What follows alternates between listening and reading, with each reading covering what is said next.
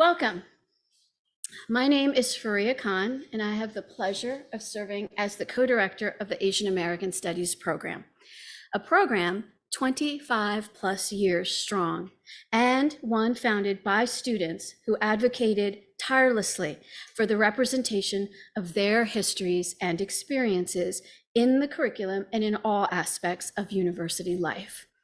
We have a full calendar of events for you in April, including tonight's talk and another event Thursday, April 6th, 2 days away, upstairs in 208 at 5 p.m. as well, with Grammy Award winner Arooj Aftab and acclaimed artist Shazia Sikandar, as well as the inaugural LGBTQ artist in residence, Alok, on April 11th. Tonight, I'm so excited to welcome you all to the 2023 Yoonmee Chang Memorial Lecture. The Yoonmee Chang Memorial Lecture is organized annually by Asian American Studies through the generous support of Mrs. Woonsuk Debbie Chang. Thank you. This memorial lecture began in 2019 and hosts distinguished speakers each year in honor of Dr. Yoonmee Chang's memory and scholarship. Dr. Chang was born in Seoul, Korea, and grew up in New York. She received her PhD in English here from the University of Pennsylvania in 2003, with a specialization in Asian American diasporic literature and culture. Her research also focused on disability studies, and she wrote poetry. She was writing a book on Koreans in Japan from the colonial period.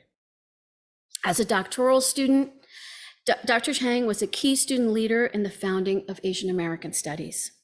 Author of the critically acclaimed book, Writing the Ghetto, Class, Authorship, and Asian American Ethnic Enclaves, she taught at Indiana University in Bloomington before becoming an associate professor at George Mason University from 2005 until her untimely passing in 2018 at the age of 48. And her book is displayed right there. I met Yoonmee here at Penn in my second year as a PhD student. And, you know, I'll be honest, the truth is I was terrified of her. She was brilliant and beautiful and kind. She was a force that few could say no to. She advocated for the establishment of Asian American Studies and pulled me into helping her with a speaker series. She went on to teach at Indiana University and at George Mason, and yet was still deeply committed to Penn. She would email or call me every so often to ask how the program was, and one day showed up in my office wanting to donate funds for a graduate student award. It is her spirit of academic excellence, tireless advocacy, and joy that is the foundation of this memorial lecture series. And it is through the incredible continued generosity of her mother, Mrs. Debbie Chang, that we're able to welcome our amazing guest speaker today. So please join me in thanking Mrs. Chang, who's here with us today.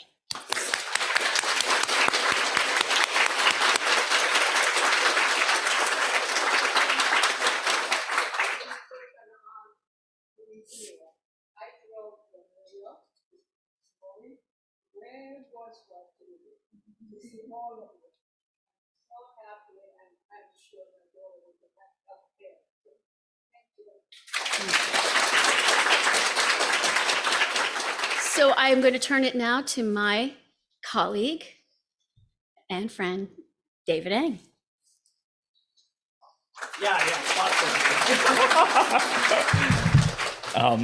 I am so thrilled to be here and to welcome Eric and to see all of you.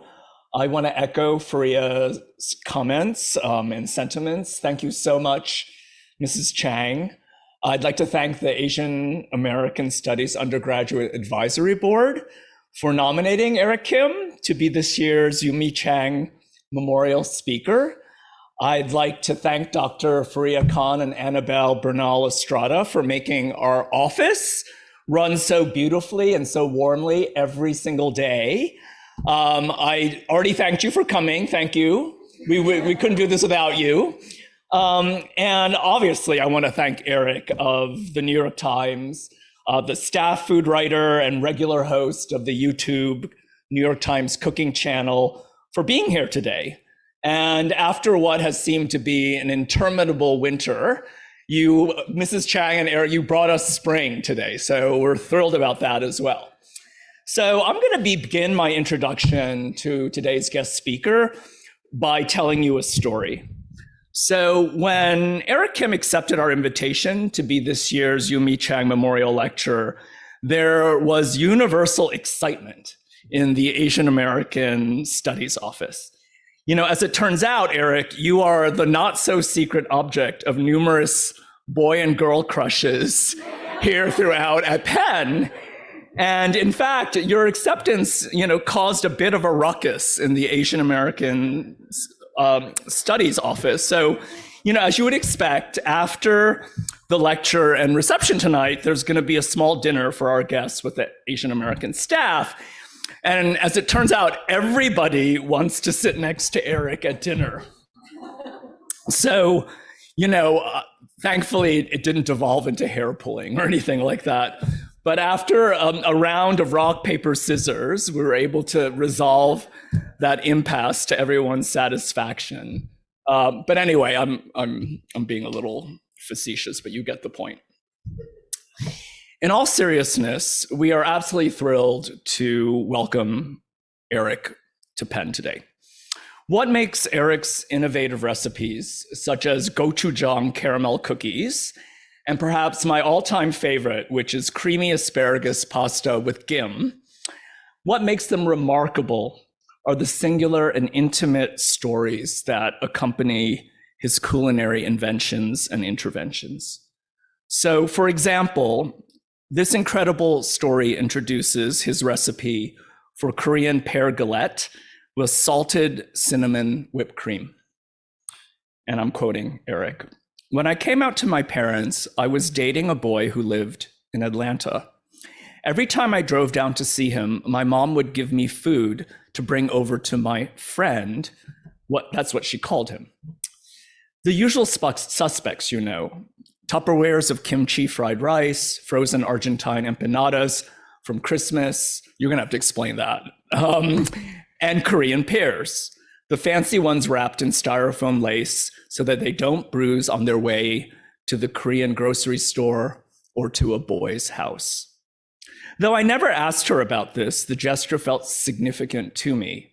It was her way of saying, I'm happy you have someone, even if at the moment she was still working through her feelings about my sexuality and couldn't say the words 남자 친구, boyfriend in Korean. So Eric goes on to relate how this boyfriend transformed his mom jeans, her familiar crispy pears, which are always eaten raw and in slices, into a pie.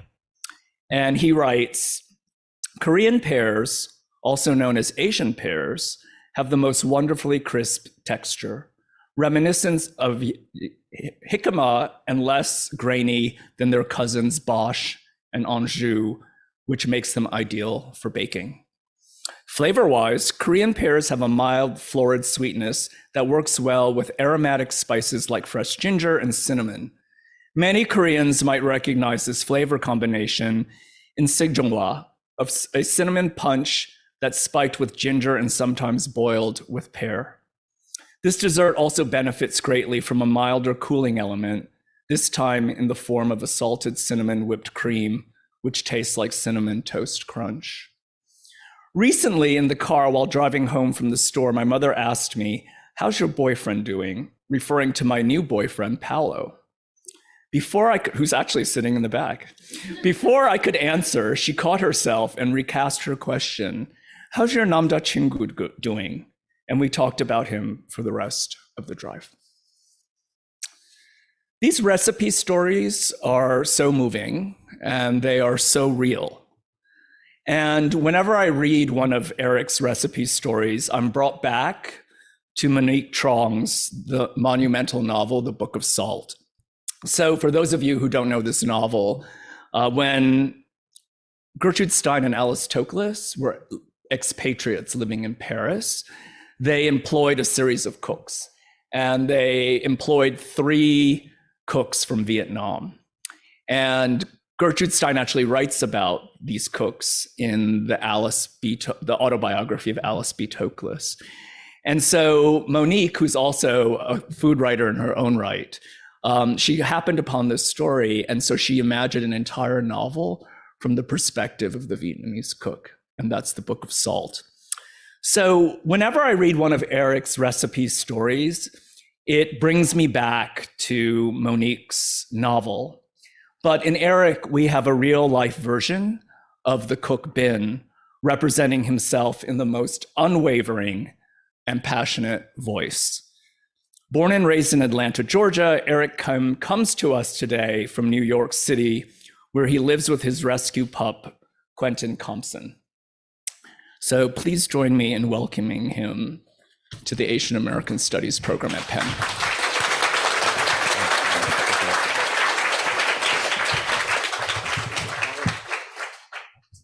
Thank you so much. Woo! Wow. I wasn't expecting that, and David, you chose like the most emotional passage, and I think that's a good thing because I was worried about tonight. I'm a very sentimental person. I cry very easily, and I had a friend once tell me that I should always cry before a thing, and I forgot to cry before this. So it's all very raw, but it's a little bit came out just then, so I think I'll be okay. Thank you so much for having me, David. Thank you, Faria, for your generosity. Mrs. Chang for driving all that way. Thank you for being here. I wish I had this when I was in school. I definitely didn't have this. I don't know if people know, but I'm a former academic. I call myself like a recovering academic. But I think at the heart of it, my work usually recalls back to my training as an academic. And but I haven't given a lecture since like 2013 or something. It was on The Lover.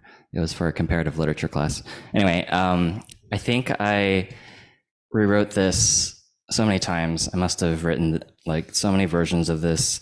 But the version I chose happened because I had a lovely conversation last night with the panelists at the Kelly Writers House, and I was in a room full of writers, and they're also teachers, all of them, and they were telling me that students are terrified to fail, and I thought that was really true. I totally relate to that.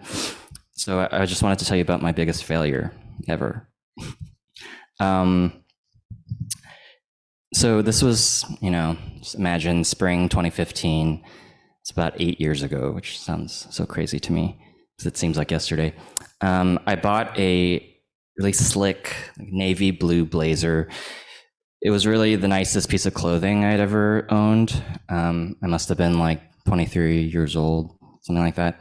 I was in my 3rd year at Columbia for a PhD program in literature, and I had been reading hundreds of books all year, maybe like 100. My list was 100 for an end of the year oral exam. It's like the qualifying exam that PhD students have to do. How many PhD students are here? Just one. Okay, 1, 2, 3. Okay. I think this is still for you, but it's also especially for the undergraduates, I think. I had been watching all of my colleagues take their exams. It's an oral exam where you go into a room and you have to like talk to these professors about these books that you had read, and everyone passes. It's just like something that happens. It's almost a formality that you do that exam, but it's a big milestone. And at the end of it, outside of the room, people are waiting for you with like a laurel and a bouquet of flowers. And, that's something that I was really looking forward to. It's also at the end of the year. It's around this time in the spring. All the undergraduates are taking their final exams, but those 3rd-year PhD students are just really looking forward to being done with their qualifying exams. And so I was very like sentimental and just really looking forward to starting to write my dissertation. And I listened to this song. This song was, I think Glee had just finished its series, and it was this song about about saying goodbye. So I'm just gonna keep it here while I tell the rest of the story. So I am 23 years old, wearing this jacket. Who knows this song? Anyway, whatever. It was just a very sentimental time for me, and I was really looking forward to that exam. And I only lived 15 minutes from the exam room, from the school, but I didn't want to mess up my hair. I didn't want to mess up my clothes, my new jacket, so I took the bus for a 15-minute walk. And I was listening to this song and just like thinking about the past 3 years of my life that I had dedicated to academia, and I was getting ready to be on my way to be a professor, which is like the thing that I really wanted to do. I'm getting emotional because I haven't really okay, enough of that song. I haven't really talked about this publicly in 8 years, really. And every time it does come up, it's usually in passing. It's even in passing in my bio. It says I taught literature and writing at Columbia, which is true. But what really happened is I went into that room and I couldn't answer any of the questions. I couldn't talk because I was 23 years old and I had just never worked in a real job. I'd always been a student. They asked me really simple questions. I just couldn't talk because I had never talked publicly. I always had trouble in classrooms. I had trouble talking off the cuff. I mean, when I would give exams to students, or when I would give lectures to students, it would be completely written out and scripted. So I would, and before this, I looked back at that lecture and it was so boring. And I couldn't believe that I used to work like that. I think it's hard to write a script for something like this. You really need to just say it. And so I have little notes and outlines, but I'm gonna do my best to try to get us through. So in that exam room, I couldn't answer questions. And what was really the worst thing was that the main advisor was laughing at me the whole time. He was laughing because I was stumbling over my words and I couldn't answer simple questions and I kind of froze. It's my first time freezing. And after the exam, I left the room. They deliberated and they brought me back in and they told me that I had gotten a low pass, which wasn't a fail, but it was just their way of saying you have two choices. You can either take the exam again another time. I was like, oh, hell no, that sounds awful. And then they were like, or you can leave and you can leave with a master's degree. And I didn't even know that was an option. I didn't know that failing was an option because no one failed that exam, but I did. And it was in that moment I was sort of looking at my room of professors. There were 4 white men. Nothing wrong with white men. I'm dating one, but I think in that moment I kind of realized, oh my God, I lost my way. I had not come to this school to study with any of these people, and the reason is because the people I came to study with, I watched them in my time there not get tenure. I watched their work not valued. The Asian American literature professor, I literally watched her not get tenure, and I watched her leave the promenade at Columbia. It's so dramatic. I watched as she left the gates. I was like, I wonder if, I don't know. It was a foreshadowing for me or something. I didn't think that it had to do with me, but I was like, okay, I have to find another advisor, I guess. And then the Native American Studies professor also didn't get tenure. And it took many years to kind of realize what that meant. And it took other careers for me to see that this is sort of an endemic thing that happens everywhere. And I knew in that moment when I looked at that room that I didn't want to be there anymore and that I had lost my way and that wasn't for me. And I also could tell that they didn't want me to take the exam again. They wanted me to leave. Okay, this gets better.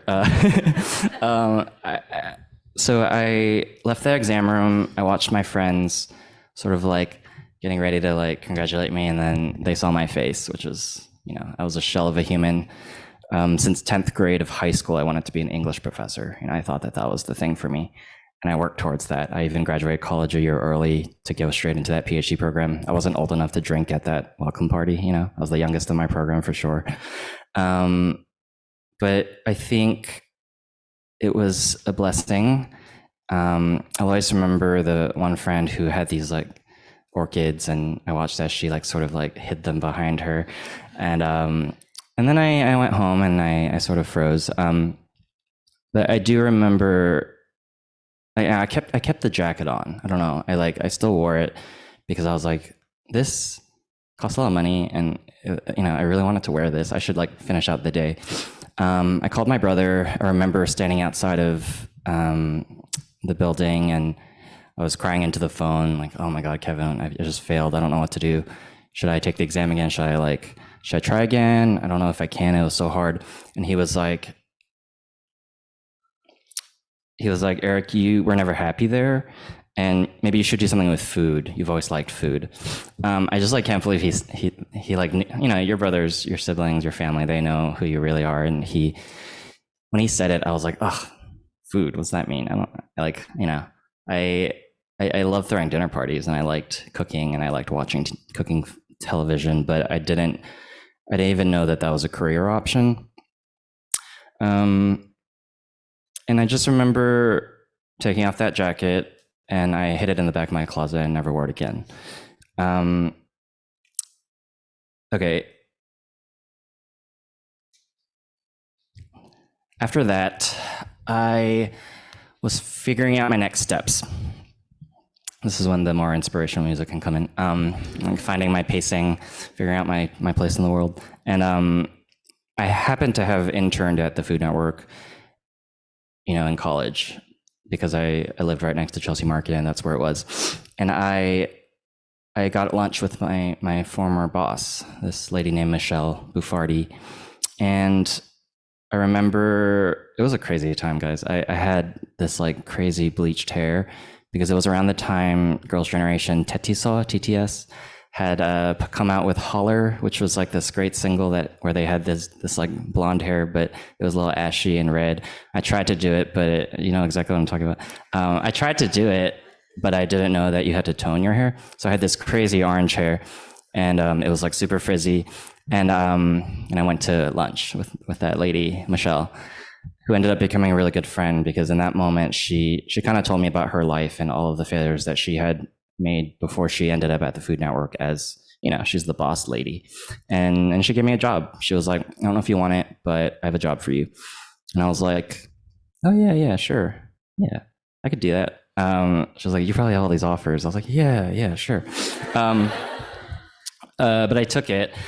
And it was really hard to work an entry-level job like that at that time in my life, because I had worked so hard to get far in another career, and I felt like I was starting from scratch. But it was a real blessing, because when I think about what really changed my life, it's the many incredible, emotionally intelligent women that I ended up working with for the rest of my career. These are people who really uplifted me. Michelle is one of them, but there were many, many more along the way. I think when I realized that I should pay attention to those people, to the people that I'm more like and that I respect, and people who, they weren't English PhDs, but they were literary. They read all the time, and they were really smart and fun. And I liked working with them. And I think back on a presentation I gave at work. It was at that job. It was like it was a day job. It was a desk job. Literally had a cubicle, but the cubicle was actually really comforting in a time when I was really lost. I was trying to figure out my next step. But that wall, it had. My voice is going to do that a lot. That wall had a few of my plans. I had like pictures of Nigella Lawson. I had like a sticky note that had 3 companies' names on them. The first one was the New York Times. And at that desk, I made sure that the New York Times food section was my homepage. Every time I opened a browser, that popped up. And it was just like it was a new plan. I didn't know what it meant really, but it was a new plan. And that job helped me figure out how to talk. I figured out how to explain my ideas, how to, sometimes concisely, but sometimes not, try to get an idea across, how to convince someone, how to persuade someone, how to use rhetoric to get a point across, to get someone to change their mind, or to get someone to care about another group of people, to care about me, my family's cuisine. That job was really useful for me. I needed to do that job first. And towards the end, I had to give a big presentation in front of everyone, like all the big people at that company, the Food Network. And I actually don't even remember what the presentation was about. It was probably about some like recipe app or something. And I totally bombed, or I thought I had bombed. I felt so, I think I had the PTSD from that exam, And after that, I went to a bar and like drank a lot, and I emailed Freudian slip, my teacher, my boss at the time, Michelle Buffardi. I emailed her from my phone, and I was like, "I'm so sorry. That was such a terrible presentation. I worked so hard on it, but like, I don't know. I guess I'm just like not supposed to talk in front of people." And she wrote back a very kind, thoughtful message. She was like, "What are you talking about? It was great." And I think she was there for all of it. She saw me when I was really like a shell of a human, and she was like, she was kind of the encouragement that I needed, And from then on, I, slowly just built up my confidence. It took many, many years. And I took another job. There was a job at Food 52 for editing, and I took that job because I knew that what that meant was I could write in my name, and I could be more front facing, but I could also get to know this industry that I was maybe curious about. I wasn't 100% sure what it was, but I knew that there was this rigorous form of journalism that could collate food and cooking and home life, but it could also rigorously address politics and culture and also joy in a rigorous way, in an academic way, because at the heart of it, I was really into what I was doing at Columbia. But now what was really nice was people were actually reading my work, sorry, that was a little jab, but for me, it was more that people could get to the end of the piece and have a recipe, and they could go into the kitchen and make themselves something to eat. So it felt good that I could give people like physical sustenance. And I think I needed something concrete to hold on to, because I had been so scarred before. Okay, so I'm gonna sort of try to like flash forward a little more. I worked really hard at that job. And I think over time I started writing this column called Table for One. And it was this thing that I was going through at the time. I was in a really, difficult long distance relationship. I was alone a lot. I felt very lonely. I think there's a difference between being alone and feeling lonely, and I felt lonely. And I think that column helped me sort through my thoughts, but what it also helped me do is really capture a specific experience that it turned out a lot of people also experienced. And my comment sections were filled with really heartfelt messages, and it felt nice to have this like direct connection with readers. And one of those readers was Tejal Rao at the New York Times. She wrote a piece about cooking for one, and she interviewed me. And they sent out a photographer to my apartment, took a picture of me. I'd never been photographed, so I felt really self-conscious about it. I was like, oh man, I don't like that picture of me. And I remember my manager at the time was like, I think I said, it's okay, the next one will be better. And she was like, the next one? It's like, you think you're going to be in the New York Times again? And so I think what I'm trying to get at is that along the way, I realized that there are two kinds of people. There are people who are like happy for you and people who aren't. And I realized that I wanted to surround myself with the people who are happy for me and people like Michelle. And so I left that job for another one. What what really happened was the book deal helped me leave that job with confidence. My current book editor, Raquel, she had read that column and she reached out and she was like, hey, do you have any ideas? Like, is there anything you would like to write? And at the time I had been pitching this Korean American column at Food 52. I was like sort of tired of writing about cooking for one. So I wanted to call it Korean America because I was intellectually curious about exploring the cuisine that I had grown up with. I think I hadn't, there were plenty of wonderful books that were already published, but they were really about food in Korea. And Mangchi, wonderful Mangchi, the Korean superstar on YouTube who really has done so much for Korean food and for all of us who are children of immigrants. And, for those nights when you didn't want to call your mom to try to get the recipe, like you could just look it up on Mangchi's channel. Yeah, Mangchi's amazing. But, I knew that there was this other thing. I was like, the food that I grew up with is a little different, a lot more mixed. Like among my panchan that I grew up with, there were like cut up chicken, broccoli, cheese, Hot Pockets. I don't know if you guys remember that flavor, but it's a good one. Anyway, let's go with rice because broccoli, cheese, and rice are really good. I felt really lucky to be approached by more Michelles. There were more Michelles out there. I didn't know that there were because I had been at a job that were filled with people who say things like, you think you're going to be in the New York Times again? Instead of, oh, congratulations. And okay, that's enough of the negative people in my life. I'm going to go on to the second half. Okay. And I think that book deal helped me to kind of start a project of self-discovery. I think that's really what it was. It was at the start of the pandemic. Everything was really, we all remember March 2020. That's like exactly when I got the book deal. And I also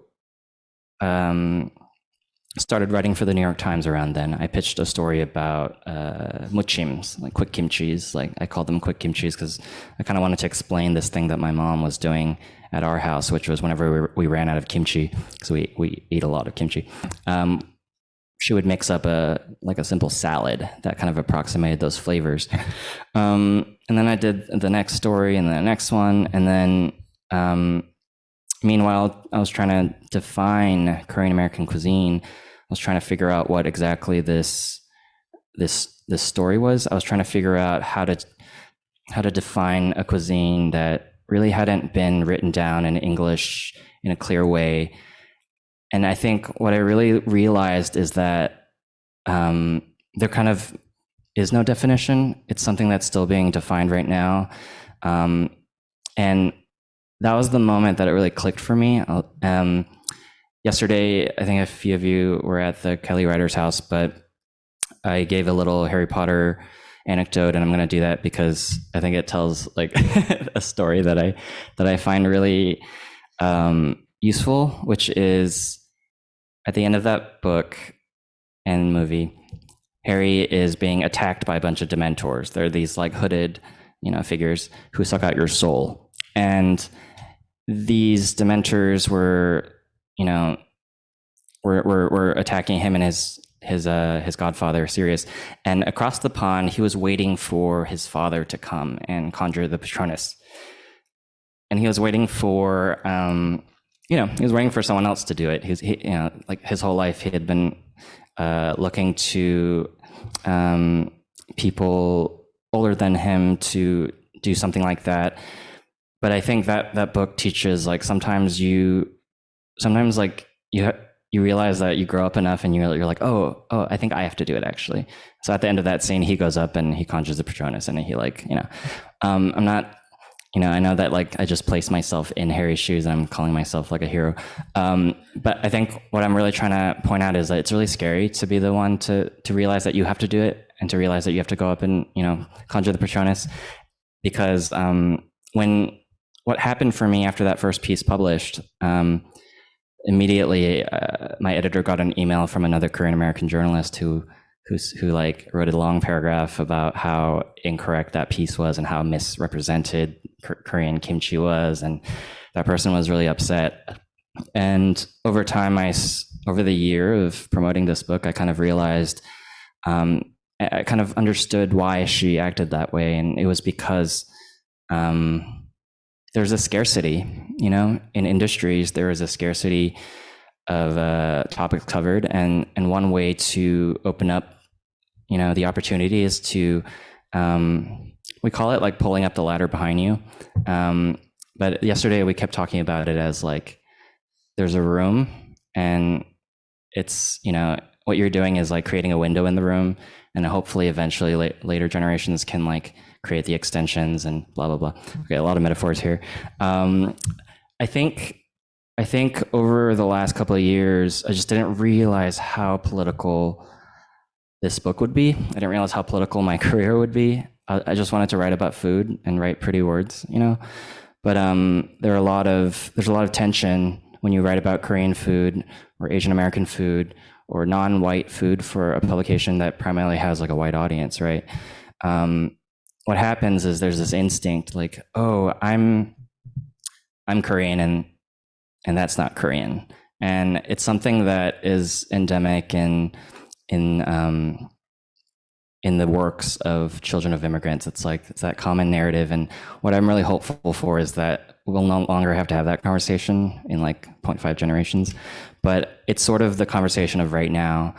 And earlier I heard the story of this department and how it was saved. And I think that's so incredible.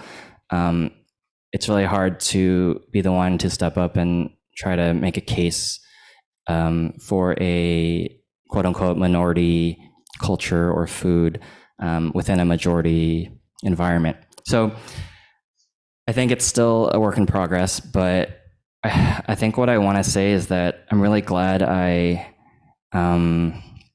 wow, this is hard. It's really hard to give I feel like I have a friend from church back home here.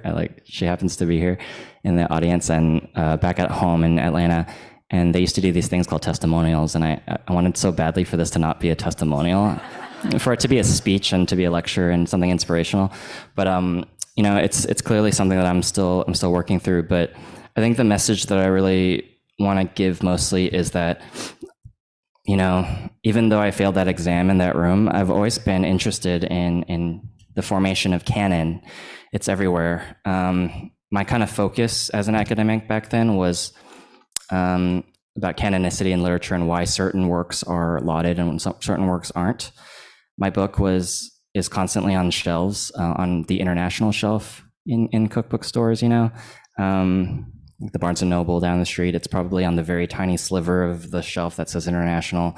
And then there's the general cooking, which is like all the white cookbooks. So, it's something that I'm still, we all still deal with in modern ways, but it's all still there. And I think it takes saying it out loud, calling it out, calling it in to sort of change the narrative. And my whole mantra with this book, Korean American, was to say that Korean is an adjective for American. And there are a lot of critics who are like, this is not a Korean cookbook. And to that, I always said, well, that's because it's an American cookbook. I'm an American. I'm a Korean American. And so I think when that book came out, it was almost a year ago, like to the day. It came out March 29th, 2023. And it was such a whirlwind experience. I just didn't expect all of that. I found myself thrust onto stages and television sets. I was on the radio, in the newsroom. I was at your local bookstore. I took more planes and trains and cars than I ever had before. And when it hit the bestsellers list in all caps, it was like, the New York Times bestseller list has the titles in all caps. It said Korean American. And I was just so glad to have called my book Korean American.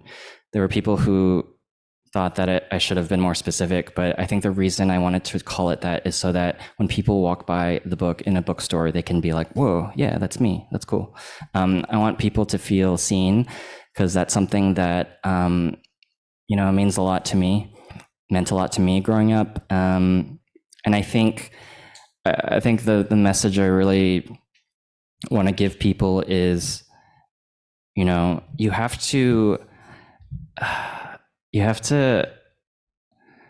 not listen to the haters sometimes, that the professor who laughs at you in the exam room, it actually just makes you want it more and makes you fight harder. I became a force of nature after that, I think. I worked really hard.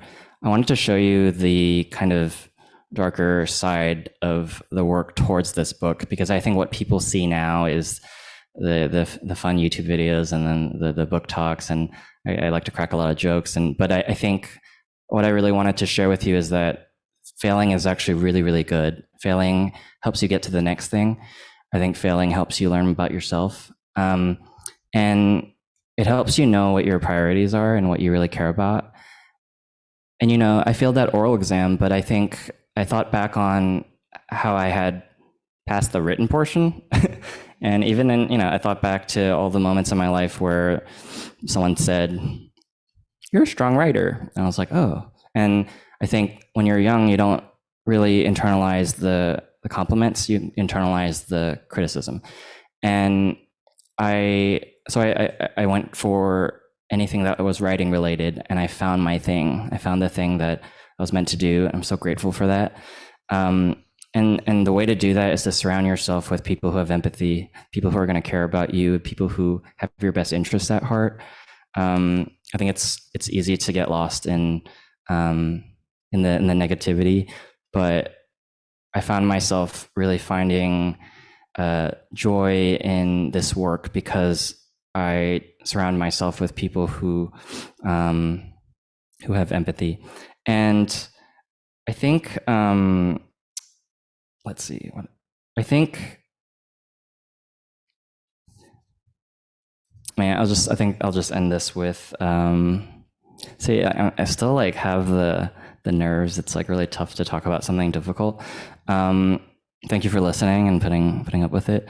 But I do want to just end this story with a line that an old boss told me, which is that nothing in life worth doing is easy. And so I think it's really important to go for the hard thing, go for the thing that you really want. It might take a few years, it might take a few mess ups, but that's the thing that is worth doing and worth pursuing. I'll always remember the day that book came out. My partner had a bouquet of flowers, and sorry, he had a bouquet of flowers, and it was I just it really flashed back to the exam room and the bouquet that I didn't get to accept. I really wanted those flowers. Everyone wants those flowers, and it was nice to get those flowers. But even more, there was another book talk where I was rummaging through my closet, because when you're on book tour, you're constantly trying to find. This is Paolo's shirt, by the way. You don't want to repeat the outfits, so I had to look for clothes in my closet, and in the back of my closet I found that jacket.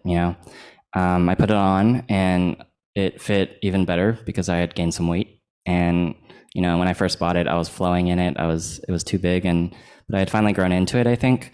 And it felt good to take an Uber to the event and to walk up to the building. And this still happens to me all the time. There are people lining up outside, and I'm always I've only been doing this for a year. I'm always surprised, or I'm always why are people outside? Why are people waiting outside? I have to get in, and then I'm oh, they're waiting for me. And that's a very strange experience to have. I think sometimes you just never really change. You're waiting for your past self to catch up to your present self, and it takes a while. So I just want to say thank you for coming. It's really incredible to see all of you here. I still can't believe that people would show up for something like this, and I really appreciate it. But that was a great night. I wore that jacket. I addressed the thing, my past trauma within that exam room, and I got to walk onto a stage with people clapping for me for writing a book. And the evening ended at a quiet bar. It was a shroud in the rain. It was raining, and all of my favorite people were there. my agent, my editors, my best friends. And it was a really small group. It was a small table, but that was just all I needed. And I realized whenever I feel lost, I realize that it's the people who have shown me empathy that there's like all that matter. And then at the end of the day, yeah, I think that's the ending. Sorry. Thank you.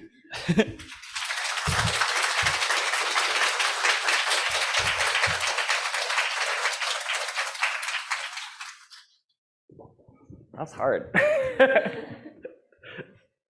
awesome. I have to turn this off.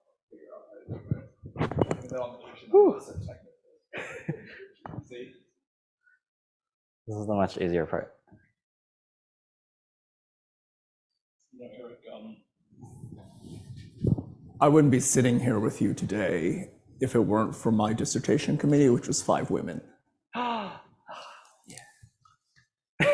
So, the story is so resonant to me. So what we're going to do, Eric and I are just going to talk for a little while, and then we're going to turn things over to our fantastic UAB co-chairs, Jean Pagan, Jennifer Kang, to moderate the audience discussion.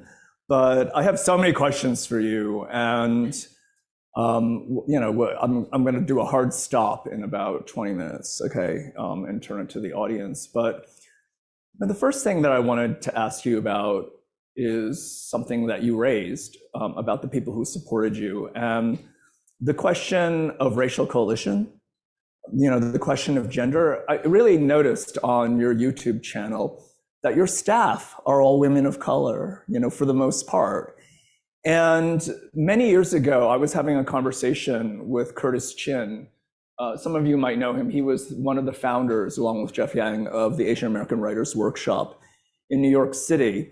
And Curtis fell in love and moved out to LA to be with his partner, who's Korean American. And he ended up writing for Hollywood. And Curtis is my age, so he's like about 50 and really has been in Hollywood for a long time. And he said the major thing that's changed in his life was that for years and years and years, he would be the only person, the only Asian American or Asian person in the room.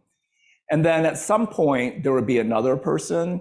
And so what you were saying about pulling up the ladder, he would say the two Asians would look at each other with great suspicion and be like, there's only space for one of us, don't screw it up.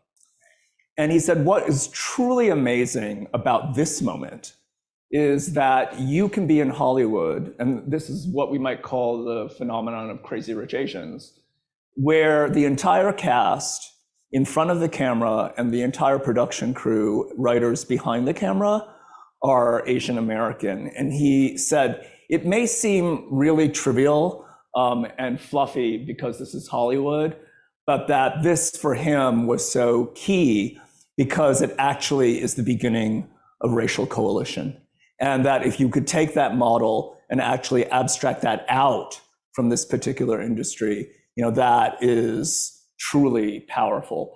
And so my question really is just about your staff and how this problem or this possibility of racial coalition emerges in both especially the production work that you do. Oh man, can you guys hear me?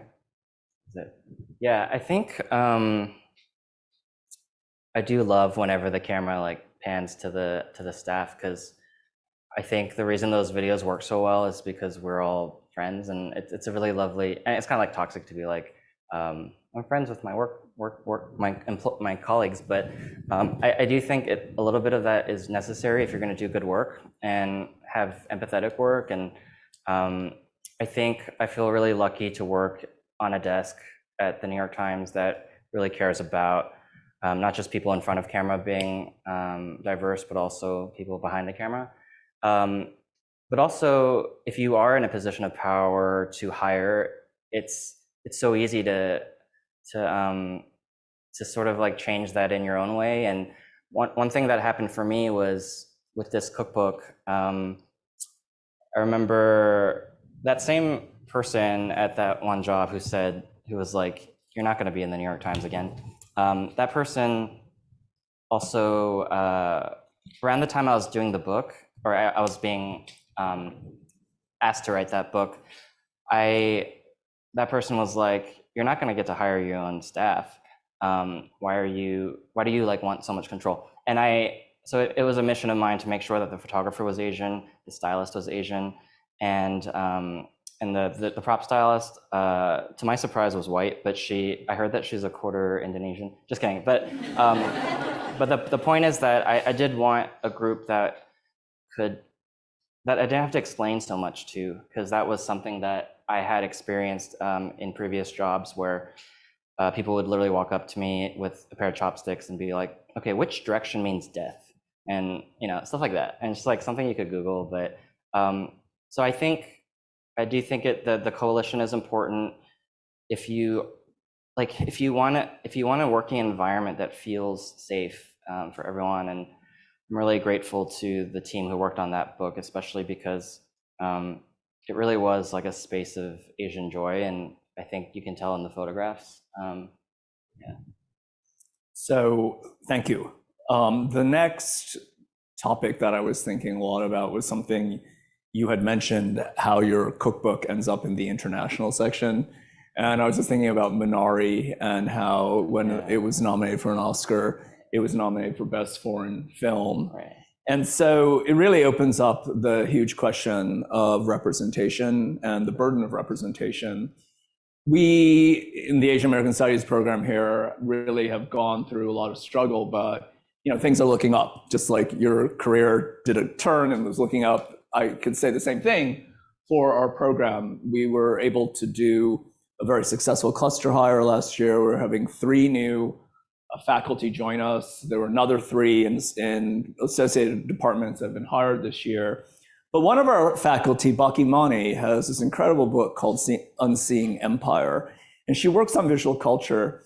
And I watched Eric's talk last night at Kelly Ryder's house, and everyone was talking about this problem of when there's so few still Asian Americans, people of color, that there is this really heightened burden to represent your group. And all of you, for various reasons, and I think rightly, were resisting this idea that what you're doing is having to represent the entire group, that what you're doing is quote unquote authentic. And what Baki says in this book, which is amazing, is she says, we are always working under the assumption that representation should equal belonging. And she said, maybe we really have to start thinking about the fact that we put too much expectation on representations and belonging. We put too much expectations on representation and authenticity. We put too much expectations on representation and justice. And I feel like that's all over your writings and your work, in the way in which you kind of claim what you're not trying to represent people, you're trying to show a kind of singular experience. But I would love to hear your thoughts about that. Yeah, I told this story last night, but I think it just reminded me of the very second piece that I had to write for the Times, which was about panchan, it's like the side dishes that are kind of like part of the table. And, after the first piece, then the trauma of like having your very first piece being like, discredited by another Korean American, to like these editors that you never worked with before. Luckily, these editors ended up becoming one of those Michelles in my life who really had my back, and they taught me how to be precise, and they gave me the tools and the language to sort of do the thing that I could do the best, which was describe Korean food for an audience that might not be as familiar with it. And I think panchan is like the perfect example, because side dish is kind of not adequate. Side dish implies that it's just like the ancillary salad, or it's the thing. But on the Korean table, it's a bowl of white rice. Maybe there's a meat or a stew, but there's this. It's like actually part of just the whole. And I think that was like a moment when I realized, like, oh, the thing that I can offer as a writer is language, and maybe like new ways of describing this. And I actually don't, I don't remember what I called it. I do remember using the word kaleidoscope because I like that word, but I think I talked about it as like a more of like a continuum, or I said something less like intense, but it was a way of describing the panchan to explain that you can't compare it to the American plate. And so that piece was sort of about this very elemental way in which Korean people eat. You make the panchan and you keep it in the fridge. Maybe the fresh thing that you're making that night is a stew or the fish, but I really enjoyed these challenges. I enjoyed figuring out how to, each word choice was very political, and I think I enjoyed that challenge. And I also felt a responsibility. I was sort of like, and of course, the pressure of representation was so great that I broke out into shingles. I got shingles from that piece. And, but it was actually something that I really needed to experience because I had to do 100 of those in this book. And I think it was one of those moments in my life I look back on, I'm like, I'm glad I got to do the hard part in the ministry of incredible people who had my back and who were teaching me how to get this stuff across. And then the book came out, and I think that was, I think the burden of representation is still there. Even one of my recent columns, I sort of talk about cookbook, which is this rice cake soup that I kind of never really liked. And I recognize that, even though it was a column, it was first person, I knew that whatever I said, even if I said it, specifically me and my tastes and my preferences, I knew that it would be, ingested as a representation of the whole. And I still try to juggle that because I don't want anyone to see something that I write for the Times and to feel not seen. I want everyone to feel proud and to feel, but I think one way to kind of help that is, it's really interesting. It's maybe we don't have money to hire another Korean American staff writer right now, but I can highlight an incredible chef in my story. I can highlight a restaurant you should go to, and what happens is that New York Times piece ends up becoming important for their portfolio, their careers, and then they get a book deal, and then they become sort of in the way that Tejal Rao wrote about me. She plucked me randomly that one moment, and that helped me in all the other moments in my life, I think. So it's sort of this interesting cycle of it is a proverbial pulling down the ladder. You just have to know when it's a ladder and you need to climb it. I wanted to talk about model minority identity because, you started off the talk by saying, I'm going to tell you about my biggest failure. And, your talk is about how success is not just your success, it's relational. Everyone lifted you. So I think that your failure is also not your individual failure. It's also other people's failures. And I think that for Asian American model minorities, being perfect all the time is never actually recognizing that what you feel are your failures, and the way that you don't measure up could in fact be a social problem. And when you were talking about Columbia and failure, it wasn't the first time that happened, because I was at Columbia in the Qing dynasty, way before you were born. And prior to Wen Jin not getting tenure there, I didn't get tenure there as the only Asian Americanist. And, I'm going to tell you a story. I mean, I ended up, becoming really good friends with a Korean American woman who was the only person of color working in counseling and psychological services. And, Shin Hee Han and I ended up writing a whole book about our experiences with Asian American students and patients that we encountered both at Columbia and, everywhere in terms of mental health and Asian Americans. Shinny told me a story at the very beginning of our relationship, which was under the shadow of a series of Asian American suicides by undergraduates in my second year as a faculty person. She was the only person of color in counseling services. I was the only Asian Americanist. And she said, I'm going to tell you this story, which is on a scale of 1 to 10, 10 being, absolute crisis. Your average white student comes into the clinic at a 6. So they're, mildly distressed. They've talked to their friends and family. They're seeking a kind of professional opinion. She said, in contrast, Asian Americans come to the clinic at an 11 or 12, meaning that they are way past crisis, that oftentimes they are brought in involuntarily by a resident assistant or an academic dean for failing. And at that point, there's nothing we can do because they're a liability both to themselves and to the university. We just have to kick them out. And then she said, and finally, African Americans, by and large, don't come to the clinic. They don't feel that it's a space for them. And so, you know, that story from Shinhee really underscored to me, Eric, that even though the university today, as we see, is far more diverse than it was in previous generations, my generation, it's no less segregated. And that segregation is about bodies, it's about knowledge, and it's about resources. You know, so your story about, you know, quote unquote, your failure there really reminds me of the ways in which model minorities internalize the failures as their own personal failures. It brings up the bamboo ceiling and the way in which, you know, as model minorities, all of us, Asian Americans are way overrepresented in elite colleges. The no comes later, right? The no comes when you start your career, like with your PhD at Columbia or my assistant professorship. But it's something that happens across the board in every single profession. And so, you know, what was really heartbreaking to me in your story is that so many Asian Americans, even today, when they apply for a PhD in English, it's because they really struggled and they started out in STEM or they started out in another field that they felt that they had to do and they failed and now they're turning.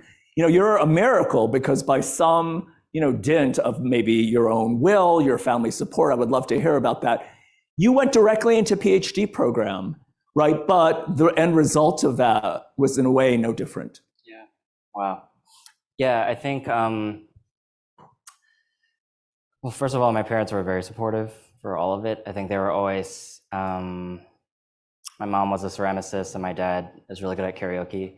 I think, you know, before I wanted to be an academic, I wanted to be a pop star. So I'm like sort of writing about my life right now in like essays and periods of my life and periods of obsession that I've had. And I realized that I think it's just I think it was maybe the writing was always the thing that I wanted to do. And the part of the PhD that I enjoyed the most was the writing. I loved writing these essays. I loved writing, and now I write essays for a living, but I think I just had to find my way of like, I had to find the right venue, the right subject matter, the right avenue that provided it's so painful to write, but to have the release as well and to have the reception, that's part of the experience that I realized that I really need. But yeah, I think growing up, I was, not to make this a therapy session, but I think growing up, living in an environment that was predominantly white, but it was also really Asian. It was in Johns Creek, Georgia. It was one of the first H Marts, and I don't know. It was a place where I felt that I could. I felt like I wanted to do something that the other people weren't doing or weren't allowed to do, and I think it all comes down to luck of like supportive parents. But I appreciate you saying that the trajectory is kind of the same because I just got to do the second thing earlier, but it helped me to arrive at the final thing, which I think is writing essays professionally, which is something that, yeah. Okay, for all of you who don't want to be English majors, you know, this is an opportunity to think about how that writing can translate into many, many different fields. Okay, pretty soon we have to move on. I am going to turn it over to the students, but I'm just going to read one thing that was very moving to me among all the moving things that are in this book. And it's about your mom. And I was really especially moved by this one because this is the Yoonmee Chang Memorial Lecture. And, you know, one never expects to lose a child, but one, you know, if in the order of things, one does expect to lose a parent. And, you know, my mom died in 2016. So, you know, this is in the intro to your book, and I'm just going to end with that and turn it over to the audience. But you say, there will come a day when I can no longer ask my mother how to cook her food. And even the dishes I do know how to cook, I'll have to work out how to make them taste like hers without being able to call her and finesse the details. So I think it's an incredible acknowledgement of loss, but it's also an incredible acknowledgement of the way in which food can serve as memory, that you can translate your experiences across time and space. And so I just have to thank you for that. Jennifer and Jean?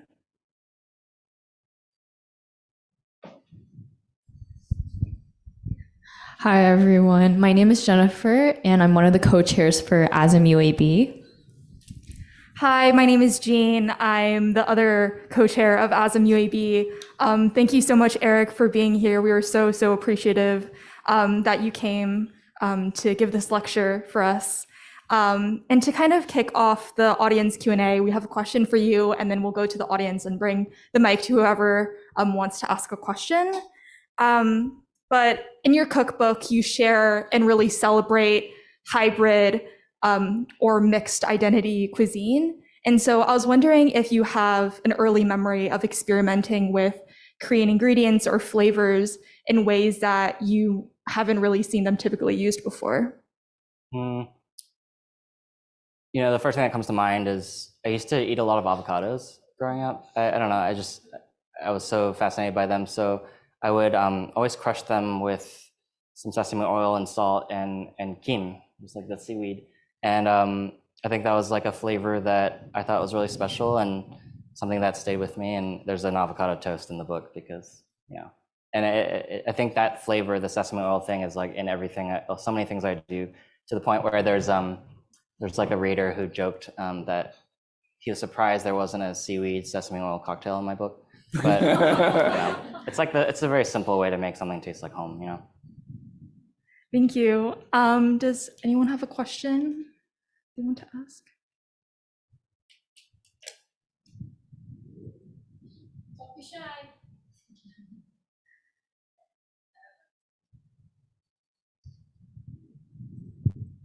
Hello, I'm also a PhD dropout from Columbia, so this is like PTSD, and now I'm a chef, and my parents are finally proud of me. But I guess we my have to question, find a group. I know we need a should. support It's group. like your story was like PTSD. I was like, me too. But my question is, a lot of times people talk about like authenticity, and we're talking about how it's almost like a trap, right? Like your kimchi is not authentic, but I think for Korean Americans, especially ones that were born here, it is authentic to the way that you grew up. So like, how would you address the weaponization of authenticity with ethnic cuisine by non-ethnic people? Yeah. Oh, interesting. The weaponization of ethnic cuisine by non-ethnic people? Like your kimchi Yeah. is like not authentic, or like I've been to Mexico and this is like not a proper tortilla. Like I feel like a lot of food writers, especially non-ethnic ones, like it is weaponization, being really critical because it's not their perception of what the cuisine should be. I see that a lot. Yeah. To your point, I think it's important to follow the word authentic with the prepositions and authentic to whom. And I think I wasn't expecting your question to go there, because usually the question is about like your own people doing that to you. Yeah. Because what usually happens is, well, I'm Korean and my mother doesn't do it like this, so this is not Korean. And the joke I always like to say is, I'm not your mother. And I think that always gets a laugh. And it's like an easy way to answer that. But you're asking about non-ethnic people. I feel like there's all these like social experts. Yeah, and I think the weaponization of it is, it's used. It implies that a space is like the only keeper of a cuisine, but it's actually it's both time and space. And I think acknowledging the diaspora, using that word diaspora and just like saying it a lot, diaspora, helps, because it's acknowledging that it's acknowledging that even within the original home, there's so much innovation and so much change. And I've also psychologized it in the sense that I really feel like people want to claim something as authentic. They want to know that they're going to the most authentic restaurant. But I think this book is really, I say it a lot in here, but it's important to always like kind of not correct people, but to be like, well, actually, what do we really mean by that? And I do think we're getting towards a better definition of what that means, because I do think there are chefs and restaurants that are opening up that acknowledge the kind of middle experience, and some people call it third culture, but it's also just so much more interesting, you know, that kind of food. Sorry, I don't know if I answered your question, but thank you.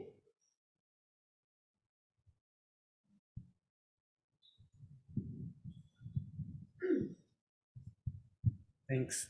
Thanks for your talk. One of the things that really resonated with me as you were talking was how the people who've like most like spurred you on in your life is like empathetic women. And as a queer man, I have that experience a lot. And like a lot of my grad advisors and my managers I've had who are men, I've really struggled with. And so I wondered what your kind of perspective of, you know, actually, I don't know if you identify as a man, but as like masculine, like bringing like empathy as a man into the workplace, and like if you see yourself as like a steward of that in any way. You know, I can speak to my experience right now at the Times, but what's really interesting is, I think it's okay to say this, so many of us, especially the newest hires, we all joke that we're battered puppies. Like it's sort of, we're like rescue dogs, because we've come from such like toxic environments, because food media is really pretty awful in most places. But I think it's slowly changing. And I think when you're in an environment that has resources and that has the best in the business who are like really caring about not just the work, but also the politics of the workplace, everyone wants to make it better. Everyone wants to make the industry better. So everyone leads with their best foot forward. And I think, I don't know if it's something, maybe it is something I'm consciously doing, but I think everyone around me is doing it too.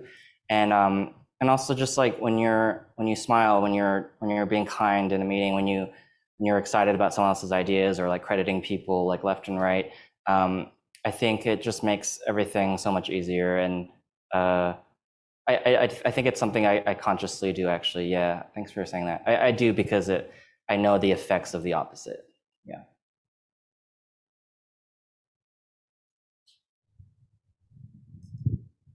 Hi, Eric. Thank you so much for coming to speak with us today. One thing that I really resonated with was your mom's profound influence on your cooking. And I picked up cooking as a hobby during the pandemic when I was home for a few months, and it really brought me and my mom together as we shared recipes with our family members. And I would love to hear more about your experience building upon and gaining some ideas from your mother, and then also integrating that with your own creativity and innovation as you develop your own recipes.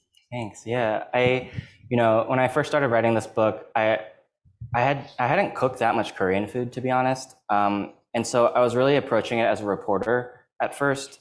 But the more I was cooking with her, I have a line in there about this, but it was really my editor who she wrote the back. I think she wrote the Amazon copy or something. She wrote like the book copy, or the promotional copy that's usually like on the sleeve. Oh, it's on the front. Yeah, it's right here. Oh, sorry. I was like, she talks about how, oh, thank you. She made me realize that the book I was actually writing was where my mom and I meet at the edges. And I mean, that's perfect, because the book was called Korean American. And I think that really helped me to see my focus. And like, I don't need to produce an authentic, you know, Korean from Korea, or specifically from the 80s, like Korean cuisine, because Mangchi's already done that, and Mangchi's recipes are perfect. And so have so many other bloggers and incredible food writers out there. But so I think that's always been my anxiety. I've always had this anxiety of influence. Like if I'm putting something out, it needs to have a purpose of existing. And I think that's helped me to see that, it's helped my mom and I to really have more empathy for each other's cooking. And I think you can see it in the book. Like we struggled with it a lot in the beginning, because she thinks that there are certain ways you should do something. I think there are certain ways you should do something. And it's in the moments that we're meeting in the middle that really resonate the most, I think. And it also makes for the best recipe, because you're both fighting for a spot, you know? Thank you. All right, so we have time for maybe one more question.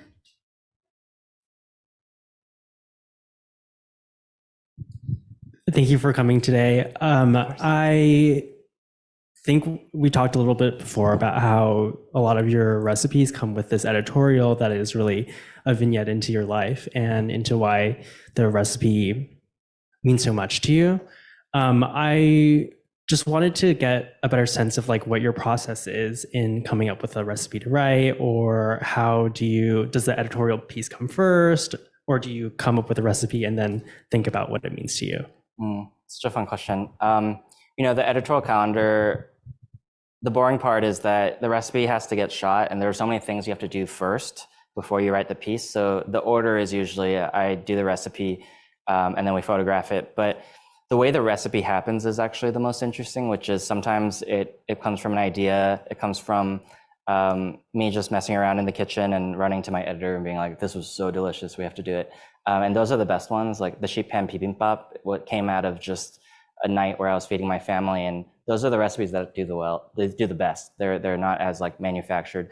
But sometimes there is, the story does lead it. Like for instance, my editor, before this book came out, my editor wanted me to write a Mother's Day piece because, she thought it's kind of not like a once in a lifetime opportunity to get to move back home for 9 months and to like cook with your mom, and that's not something everyone gets to do. And they wanted me to write about that. And, I wasn't used to an assignment like that because I was like, well, what's the point? Like, what's the argument? What's the, what am I trying to say? And they were like, oh, it's just about you cooking with your mom. I was like, okay.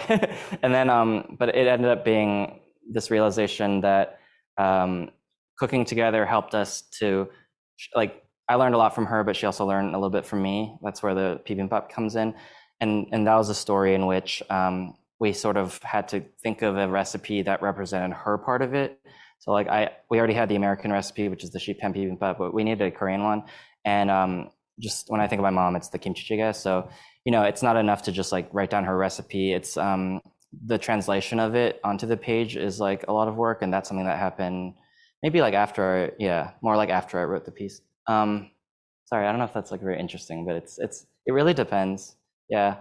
But sometimes the reporting, it's nice when the reporting informs the recipe as well as the story. And that happens with my column in the magazine more, which involves interviewing a chef, interviewing a baker, someone who I find really interesting and talented, and the recipe is informed by their expertise. And then it's an interesting form. It's a two-parter. Yeah. Thank you. Thank you, everyone, for coming to the event. I want to first thank the UAB, Dr. Khan, Annabelle, and then our work study students, Ivy, Sophie, and Erica, for all their work, for making this event so smoothly run. And we will have a reception now in the room next door. So please stay after. Come say hi to Eric Kim. Thank you, everyone. Thank you.